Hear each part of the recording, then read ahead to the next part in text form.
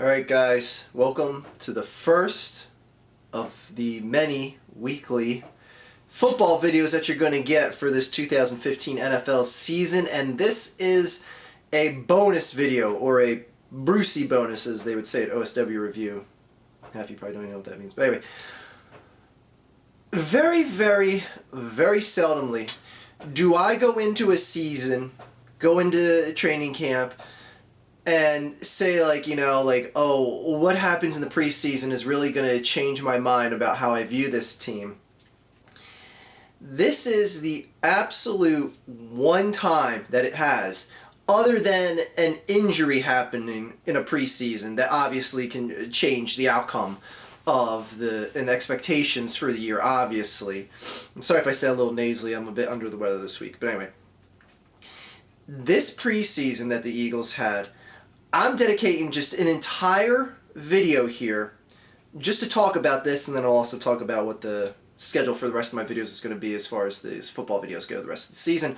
Anyway, this preseason,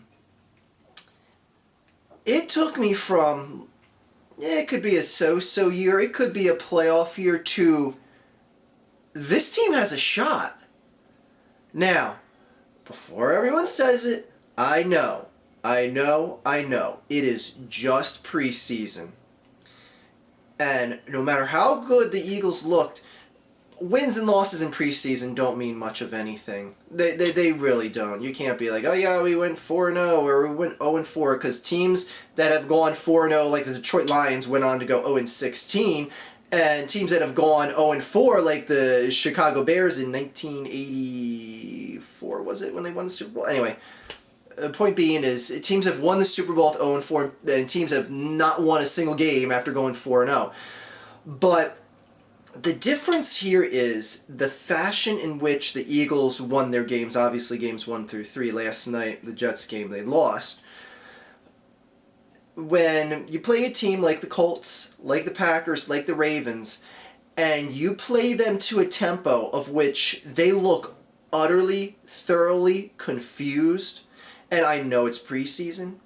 I know you're getting into a lot of bench players. I know you're not scheming or playing, in essence, a real game of football per se. But when you have teams like that, 3 teams that are perennial playoff teams and a very probable deep playoff threats in this upcoming season, and you make them look like they're lost on the field, like they have no idea what's going on, that says something. And there are still some doubts I have with this season, and there's obviously some more highlights or some factors that I look more highly upon now, but we'll get into that with the actual breakdown for the Eagles season video. This is just a review of the preseason. Now, what I saw out of this preseason that utterly impressed me were both lines. Not necessarily the defense stopping the run. That could use a little work. But if that's the biggest thing I really fear out of the defense, then I'm okay with that, because you never really saw the cohesive starting linebacking core start this preseason. It's one thing if they're giving up 100-yard plus, rushers every single week, and you have Kiko Alonso, D'Amico Ryans, Kendricks, everyone else in the game at the same time, then I'll start getting worried.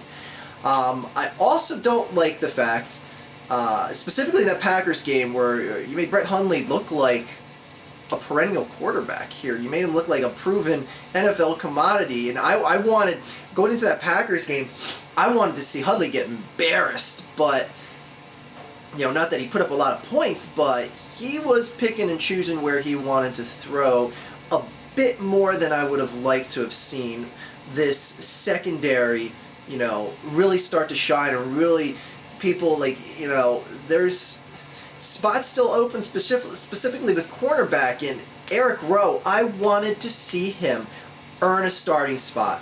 I wanted to see him earn a starting spot. Maybe push someone like Jalen Watkins to the side and say, hey, I'm sorry, I'm just much better than you. But you did not see that. And frankly, I think Chip Kelly absolutely went into this preseason thinking that Eric Rowe was going to earn himself a starting spot.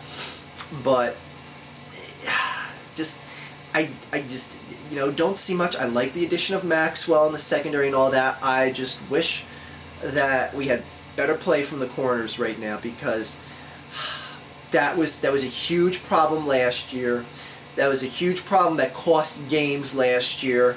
Like all the times Nate Allen got burnt, and Kerry Williams committing penalties and all that shit. Dumbass penalties, I should say. But all in all, the front seven of the defense looks good. Looks really good. And I really want to see what this line... I wish I had a better grasp of what the linebacking core looked like, but it's kind of hard when Kiko Alonso doesn't even take any field time until last night against the Jets, playing against third and fourth stringers. And I want to see how bad his quote-unquote tendonitis is, and the concussion he got in preseason and all that. But all in all, I'm very pleased with the way the defense has looked. And they definitely don't look as bad as last year.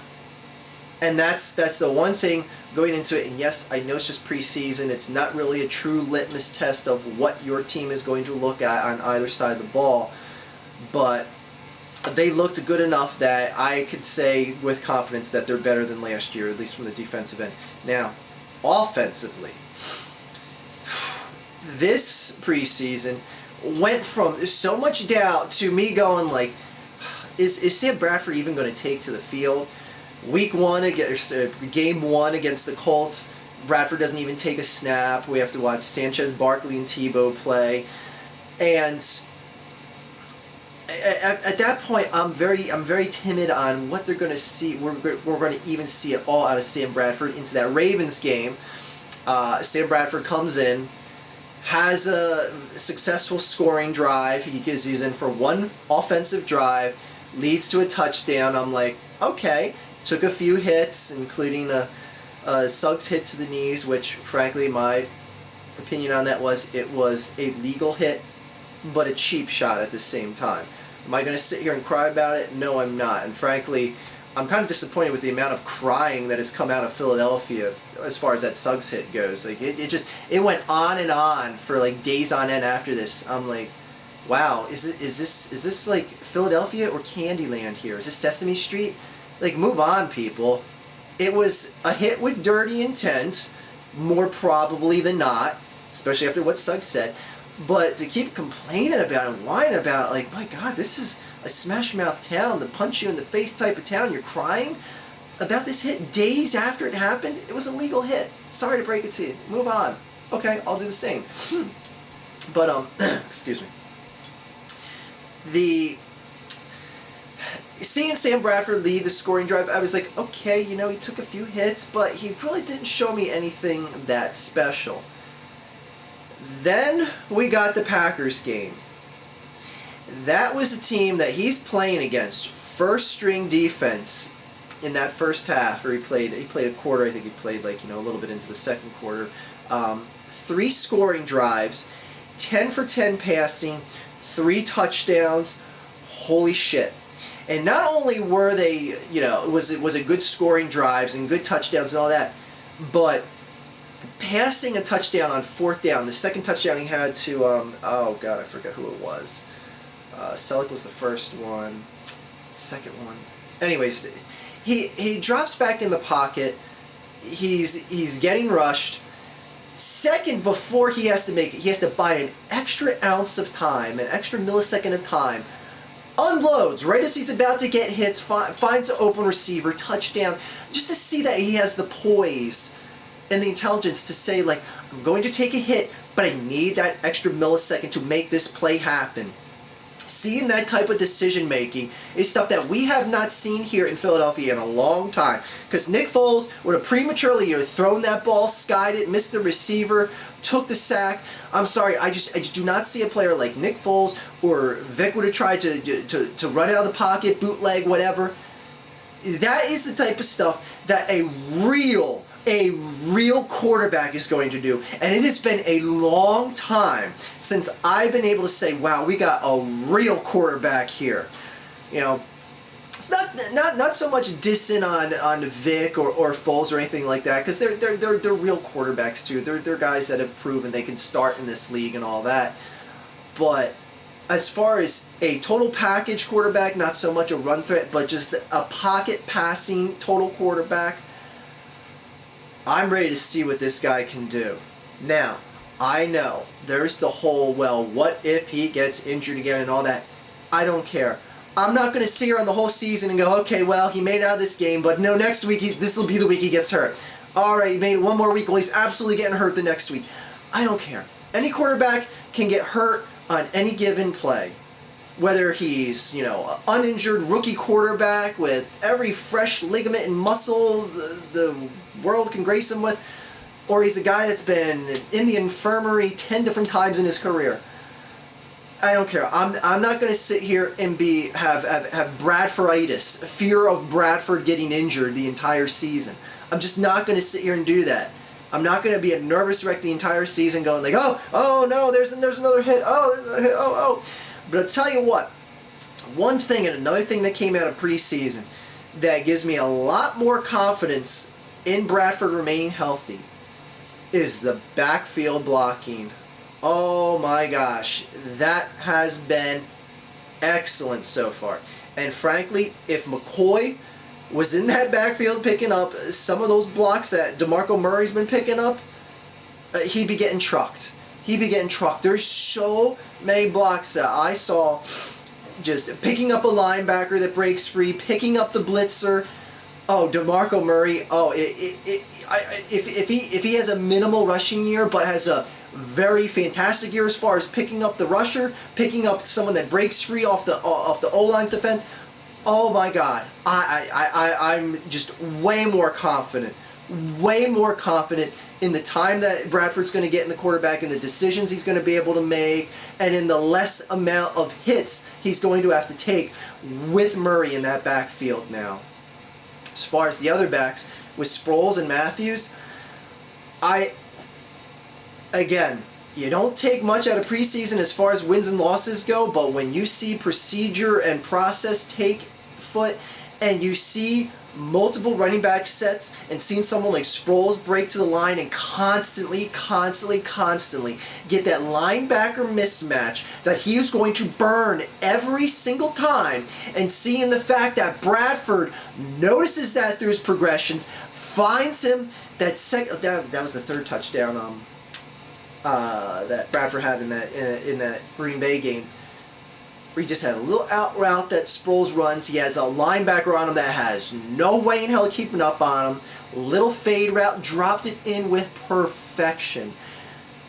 If you have plays like that happening all year, there is nothing a defense can do. There is no single linebacker in the league that could keep up with someone like Darren Sproles. There's not a single one. And you're going to get that mismatch constantly, especially when you run a double running back set. It's going to happen all the time.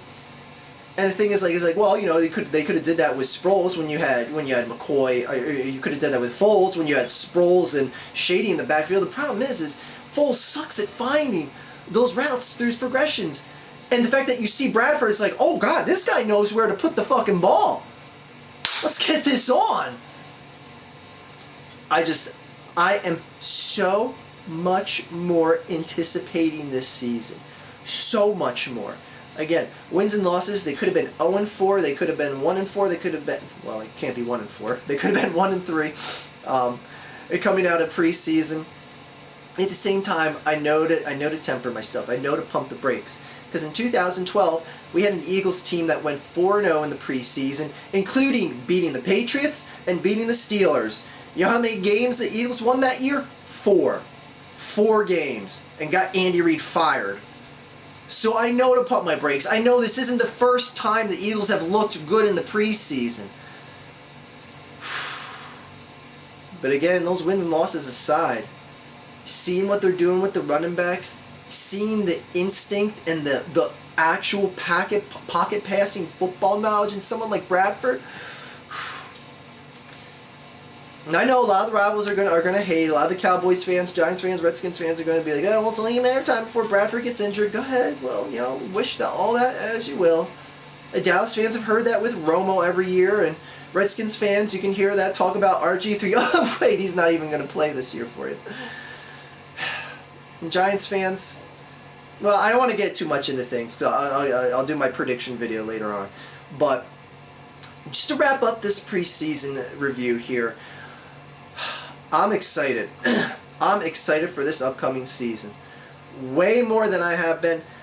It's getting near that 2004 level of anticipation, you know, where you sign Curse and you sign Owens in the offseason, and you're like, this team is going to make some noise. This team is coming off of multiple NFC Championship game appearances, and then sure enough they end up making the Super Bowl in 04. I'm not going to predict anything right now, but I have a very similar vibe to that season.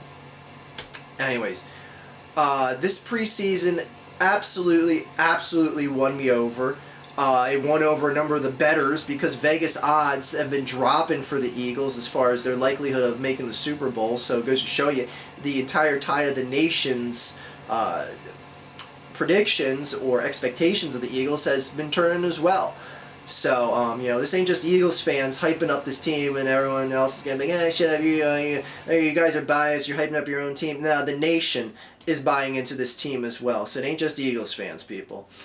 Anyway, just one last thing out of preseason, one last note is injuries and the lack thereof. Got through, I mean, you see so many teams, like you see the Panthers losing Benjamin, the starting defensive end, or Kelvin Benjamin, Alexander, their starting defensive end, and Kelvin Benjamin go out. Two starters, one on both ends of the field, and it's like, wow, you know, you could be in a position like that where, you know, they're pretty much entire season got ripped out underneath them before they took snap one in week one.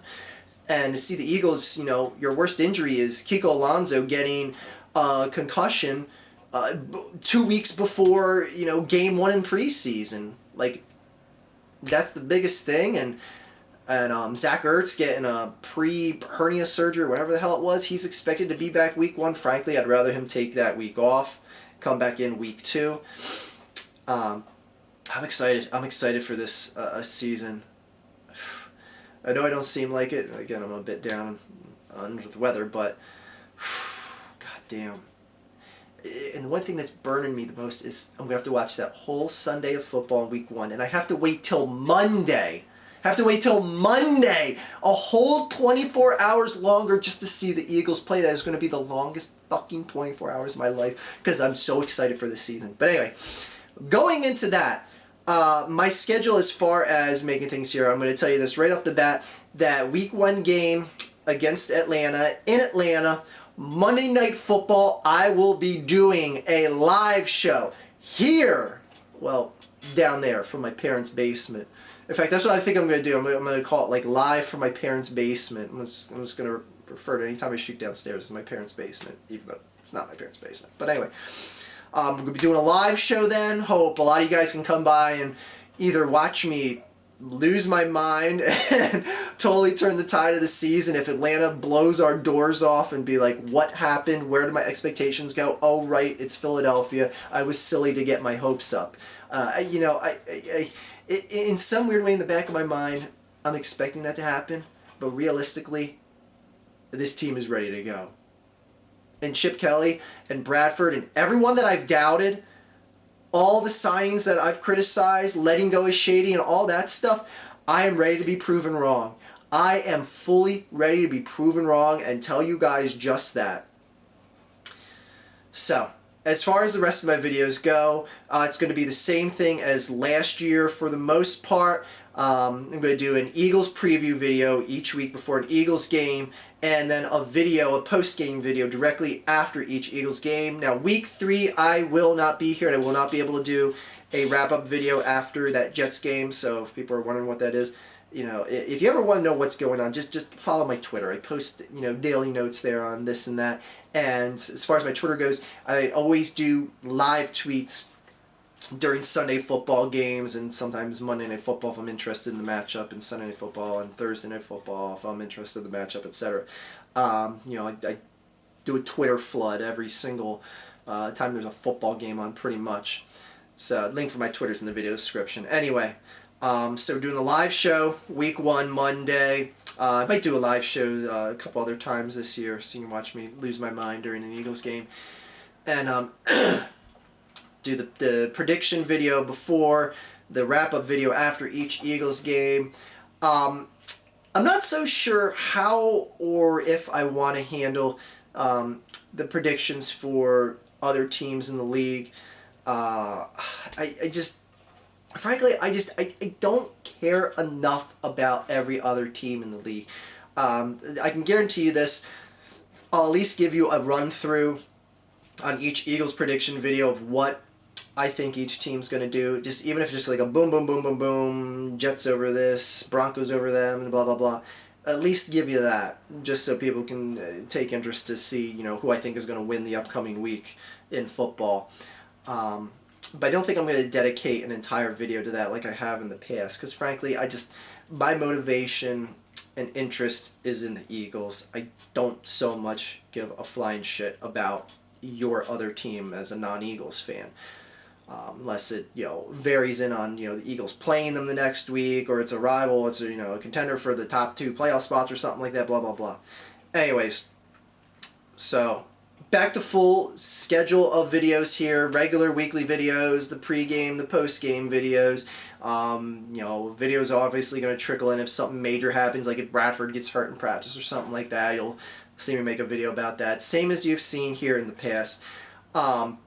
And again, the trend of so many years of making these videos, these football videos, going from people just absolutely hating it, wanting to do more videos about YouTube horrors and blah, blah, blah, to getting to the point now where I'm getting messages on my Twitter, getting random comments saying like, well, when's the next NFL video? When's the next Eagles video? Blah, blah, blah. Start making the videos.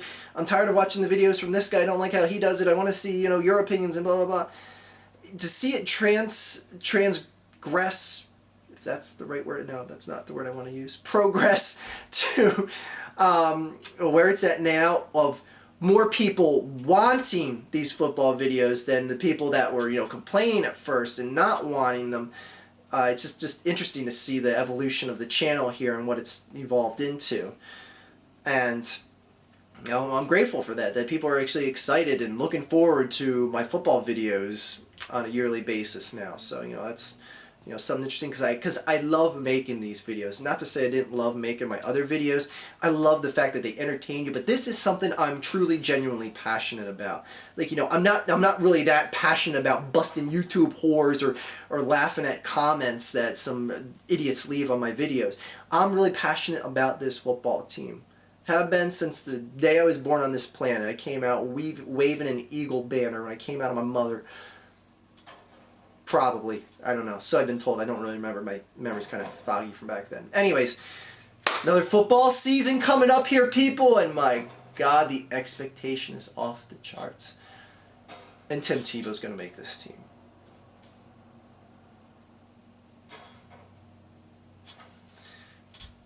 That's seriously how we're going to end this video. Of course that's not how it's going to end. It's going to end with the same thing that you guys are all used to.